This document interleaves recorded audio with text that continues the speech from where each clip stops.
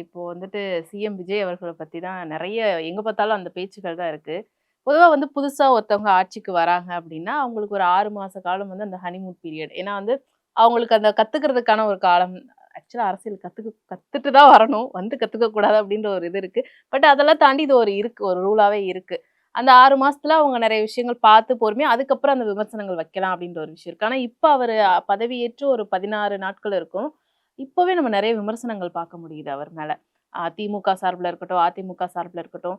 இந்த விமர்சனங்கள் வைக்கப்படுறத நீங்க எப்படி பார்க்குறீங்க? விமர்சனங்கள் வந்து திமுக தலைவராகட்டும், எடப்பாடி ஆகட்டும், தமிழக முதல்வரா இருக்கக்கூடிய விஜய் அவர்கள் மேல கடுமையான விமர்சனம் வைக்கிறதுக்கு முக்கியமான காரணம், அவங்க அவங்க ஒரு விஷயம் எதிர்பார்த்தாங்க.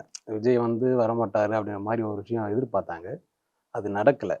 ஒரு அதிர்ச்சி தரக்கூடிய ஒரு விஷயமா வந்து அவங்களுக்குலாம் மாறுனதுனால, இப்ப அந்த ஹனிமூன் பீரியட் என்று சொல்லக்கூடிய அந்த டெர்ம்ஸ் வந்து உடைக்கிறாங்க. உடைச்சிடுறாங்க. அதையே வேண்டாம். ஆமா, அந்த டெர்ம்ஸ உடைக்கிறாங்க. அந்த ஹனிமூன் பீரியட்ன்ற வார்த்தையே இப்ப யாருடைய வாயிலும் வரலையே. ம்.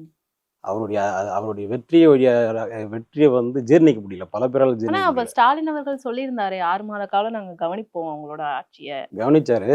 அவருடைய வர இந்த முதல்வருடைய இந்த இது இருக்குல்ல, அந்த ஸ்பீடு, 2வது மக்களுக்கு உண்டான நலன் இருக்குல்ல, அந்த நலன்ல அவர் அதிகமான அக்கறை எடுக்கிறதா தான் நான் பார்க்குறேன்.